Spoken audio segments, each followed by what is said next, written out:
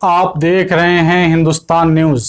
ہمارے اس ویڈیو کو آخر تک دیکھیں، لائک، شیئر اور سبسکرائب ضرور کریں، ساتھ ہی بیل آئیکن بھی دبائیں تاکہ ہمارا ہر نیا ویڈیو آپ تک آسانی سے پہنچ سکے۔ ناظرین السلام علیکم ورحمۃ اللہ وبرکاتہ۔ تمام تعریفیں اس اللہ کے لیے جو سارے جہان کا پالنہار ہے، اور درود و سلام نازل ہو شفیع المذنبین رحمۃ اللہ عالمین جناب محمد رسول اللہ صلی اللہ علیہ وسلم پر، آپ کی آل پر اور آپ کے اصحاب پر۔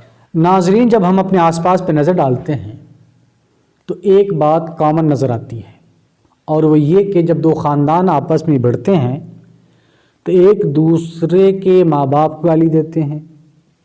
اسی طرح جب ایک مسلک والا، ایک مذہب والا دوسرے مذہب سے بھڑ کرتا ہے، ایک دوسرے سے الجھتا ہے اور اس کی آپسی لڑائی ہوتی ہے، تو ایک مذہب والا دوسرے مذہب کے اکابر اور مشائخ کو گالی دیتا ہے، اس کے دینی رہنماؤں کے برا بھلا کہتا ہے۔ اور یہ تمام باتیں گناہ کبیرہ میں شامل ہیں۔ ماں باپ کو گالی دینا، ایک دوسرے کے اکابر کو برا بھلا کہنا، ایک دوسرے کے مذہب کی برائی بیان کرنا، مذاق اڑانا، یہ تمام باتیں گناہ کبیرہ میں شامل ہیں۔ اس تعلق سے ایک حدیث پاک ہے جس کو امام مسلم نے اپنی صحیح میں نقل کیا ہے۔ حضرت عبداللہ بن عمرو بن عاص رضی اللہ عنہ سے مروی ہے کہ رسول کریم صلی اللہ علیہ وسلم نے ارشاد فرمایا، گناہ کبیرہ یہ ہے کہ کوئی اپنے ماں باپ کو گالی دیتا ہے۔ جب صحابہ کرام رضوان اللہ تعالی علیہم اجمعین نے زبان رسالت میں آپ صلی اللہ علیہ وسلم سے یہ فرمان سنا تو بہت ہی حیران ہوئے اور تعجب کا اظہار کیا۔ پھر بارگاہ نبی میں عرض گزار ہوئے کہ یا رسول اللہ صلی اللہ علیہ وسلم، کیا کوئی اپنے ماں باپ کو گالی دیتا ہے؟ اس پر رسول کریم صلی اللہ علیہ وسلم نے ارشاد فرمایا کہ ہاں، وہ اس طور پر کہ تم میں سے کوئی دوسروں کے ماں باپ کو گالی دیتا ہے تو بدلے میں دوسرا شخص بھی اس کے ماں باپ کو گالی دیتا ہے۔ گویا دوسروں کے ماں باپ کو گالی دینے والا خود اپنے ماں باپ کو گالی دینے والا ہوا، اور یہ گناہ کبیرہ ہے۔ حدیث پاک میں کلیئر ہے کہ کسی کے ماں باپ کو گالی دینا گناہ کبیرہ ہے۔ کیوں؟ کہ وہ خود ماں باپ کو گالی دینا ہو جاتا ہے۔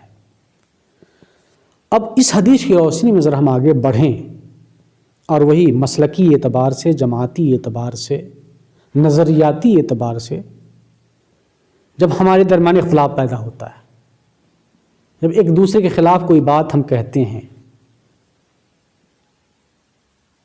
تو اس وقت بھی یہی منظر ہمارے سامنے آتا ہے کہ ہم دوسروں کے اکابر کو، دوسروں کے مشائخ کو، دوسروں کے دینی رہنماؤں کو گالیاں دیتے ہیں، برا بھلا کہتے ہیں، ان کی بے عزتی کرتے ہیں، ان کا مذاق اڑاتے ہیں۔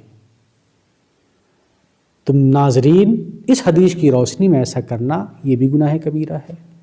اس لیے گناہ کبیرہ ہے کہ ہم دوسروں کے اکابر کو، دوسروں کے مشائخ کو، دوسروں کے دینی رہنماؤں کے اگر کا مذاق اڑاتے ہیں، ان کے کلے اڑاتے ہیں، تو گویا ہم خود اپنے مشائخ، اپنے اکابر اور اپنے دینی رہنماؤں کا مذاق اڑاتے ہیں، ان کے کلے اڑاتے ہیں، اور یہ گناہ کبیرہ میں سے ہے۔ اور پھر آگے بڑھتے ہیں، اور دنیاوی استر پر، عالمی پیمانے پر نظر ڈالتے ہیں۔ بہت سارے مذاہب اس دنیا میں پائے جاتے ہیں، اور سب کے اپنے اپنے بڑے بڑے فالورز ہیں، بکثرت پائے جاتے ہیں، جو اپنے عقیدے اور اپنی آستھا کی بنیاد پر اپنے اپنے مذہب پر عمل کرتے ہیں، عبادات کرتے ہیں، پوجا پاٹ کرتے ہیں، وندنا کرتے ہیں، وغیرہ وغیرہ۔ تو جب دو مذہب کے ماننے والے آپس میں بھڑتے ہیں، اس وقت بھی ایسے ہی ہوتا ہے کہ ایک مذہب والا دوسرے کے مذہب کو برا بھلا کہتا ہے، اس کا مذاق اڑاتا ہے، اس کے اندر جو کمیاں ہوتی ہیں اس کو چٹخارے لے لے کر بیان کرتا ہے۔ تو ایسا کرنا بھی گناہ کبیرہ ہے، کیونکہ اگر ہم دوسرے کے مذہب کو برا بھلا کہتے ہیں، دوسروں کے مذہب کے عیب کو بیان کرتے ہیں، دوسروں کے مذہب کا مذاق اڑاتے ہیں، تو گویا ہم خود اپنے مذہب کا مذاق اڑاتے ہیں، اپنے مذہب کے عیب کو بیان کرتے ہیں، اپنے مذہب کو برا بھلا کہتے ہیں، اور یہ بھی گناہ کبیرہ میں سے ہے۔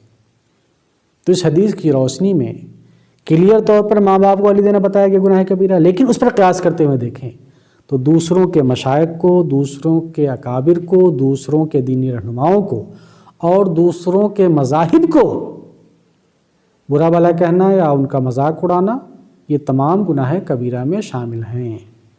تو ہمیں ان باتوں سے پرہیز کرنے کی ضرورت ہے۔